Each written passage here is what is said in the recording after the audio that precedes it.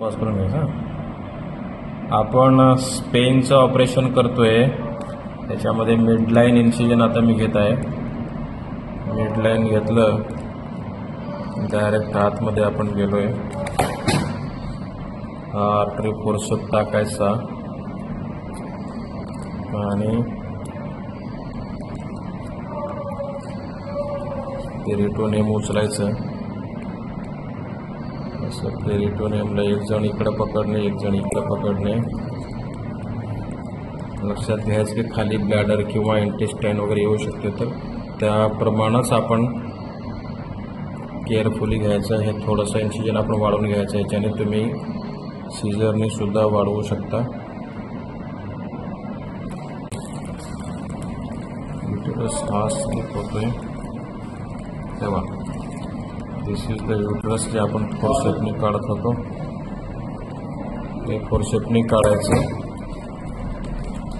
हिटमध्ये येऊन गेल्यामुळं याची साईज एवढी झालेली आहे. आपण ओव्हरी घालायची अशी दाबून आणि त्याचा लिगामेंट थोडासा पुल करायचं. पकडा.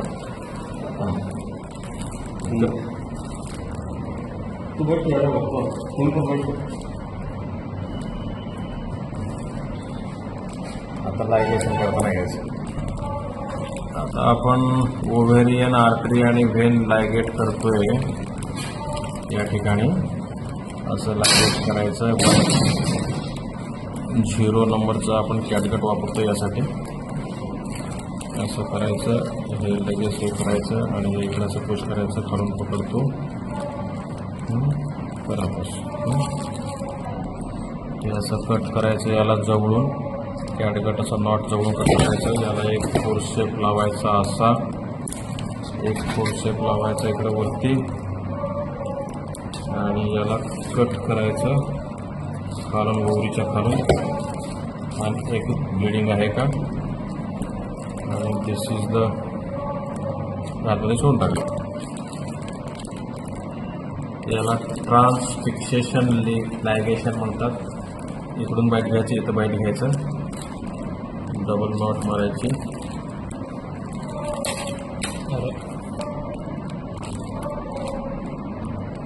पॉज का करायचा. आपल्याला निगेटिव्ह एडिट करता येत नाही.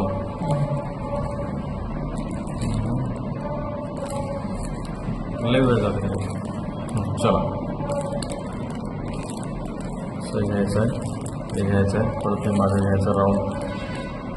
राऊंड लायगेशन करायचं.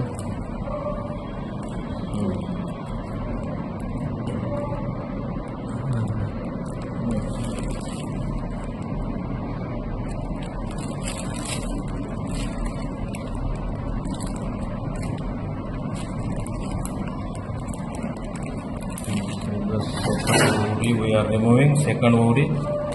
Let us fix artery forceps like this. Cut at the anterior aspect of ovary.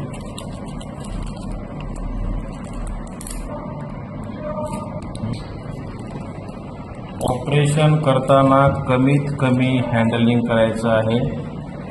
जास्त विग्रस मोमेंट्स करायचे नाही आहेत. ही व्हेन आली पाहिजे युटेराईन, नाहीतर इंटरनल ब्लिडिंग होण्याचे चान्सेस असतात आणि पेशंट आतमध्ये ब्लिडिंग होऊन दगावू शकते.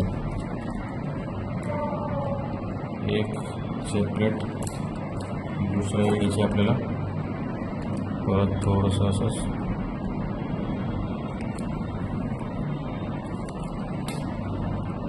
हे सर्विक्स आहे. सर्विक्सच्या वर आपण कट करतोय.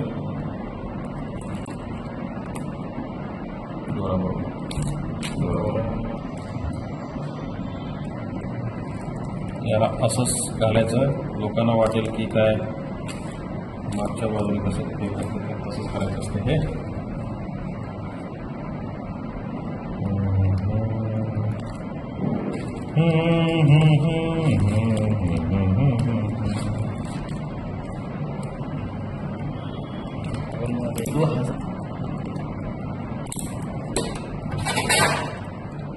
फोर्सेप आपले ठरलेले आहेत. तेवढ्या फोर्सेपमध्ये आपलं ऑपरेशन होत असतं. त्यामुळं ते जर दिसलं नाही, आपण खाली युट्रस कट करतोय. आता ओमेंटलायझेशन करूया. ओमेंटलायझेशन याला म्हणायचं ओमेंटलायझेशन. इथं करायचं त्या स्टंपला लायगेट करायचं, घ्यायचं,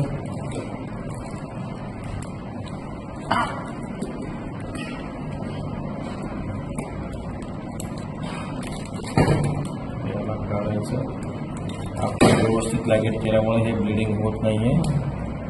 चला हे असं ठेवायचं. हे युट्रसला असलेलं जे ओमेंटम आहे, ओमेंटमचं जे फॅट आहे त्याला इथे करून टच करून बांधून टाकायचं. आपण लायगेट करायचं जेणेकरून ते तिथं रिकव्हरीला हे होते, ते तिथे अटॅच होऊन जाते. याला आपण नॉटच्या जवळ कट करून टाकतो. ह्याला हे फॅट एक्स्ट्रा कट करून टाकतो. हां, हे आतमध्ये पुश केलं आपण, ब्लिडिंग चेक केली, एकदा पुसून घेतली. हार्डली 1 इंच पेक्षा थोडासा जास्त हे आतली लेअर आपण घेतोय. त्याचं पेरिटोनियम कंपल्सरी घ्यायचं. इकडं पेरिटोनियम सहित ही लेअर घेतोय आपण. सेंटरला पहिलं घेऊ 1 स्टिच आणि मग साईडची घेऊया.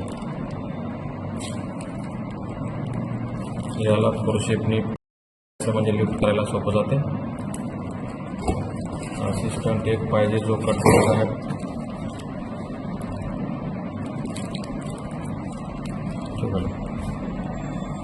स्टिच आतमध्ये आपण निडल घालताना वरती लिफ्ट करायचं आहे आणि लायगेशन करताना ते खाली ठेवायचं आहे, जेणेकरून त्याचं जे बरोबर एकमेकाला टच होते. आता सबक्युटिनियस घेऊया कंटिन्युअसमध्ये. सबक्युटिनियस मस्तपैकी सबक्युटिनियस घेतलं की त्याला कवर चांगलं होते, फिलिंग पण फास्ट होते. आतमध्ये एअर पॉकेट्स राहत नाही, तशी काळजी घ्यायची. हे आहे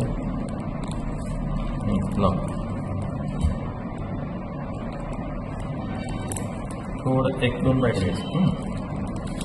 उचलून धर असं तर. सबकट घेतोय आपण. त्याला खाली जी मसल लेअर आहे त्याच्यात पण आपण पंक्चर करून घ्यायची, जेणेकरून एअर पॉकेट राहणार नाही. घेताना असे घ्यायची.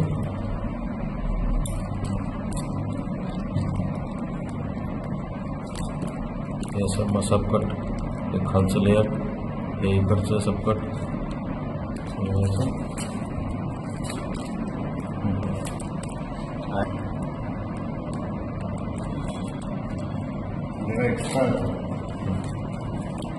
हे असं घेतलं आपण. आता ह्याच्यानंतर आपण कंटिन्युअस पॅरलल घ्यायचं आहे सबकटला. सबकट एकदम व्यवस्थित घ्यायचं, एज टू एज झालं पाहिजे.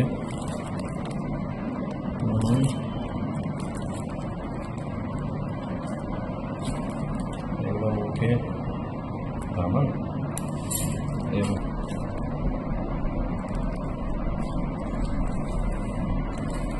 डेंटल कॉलेजमध्ये गेल्यावर पण तिथल्या डॉक्टर म्हणाला तिथं मोठा साहेब कसं काय रील गेलं ना त्याच्या पैसे तुमचं हे बघून कारण माझ्या मित्रांनी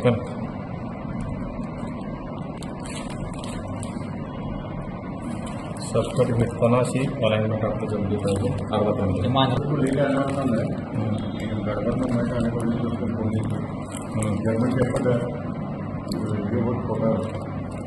गवर्नमेंट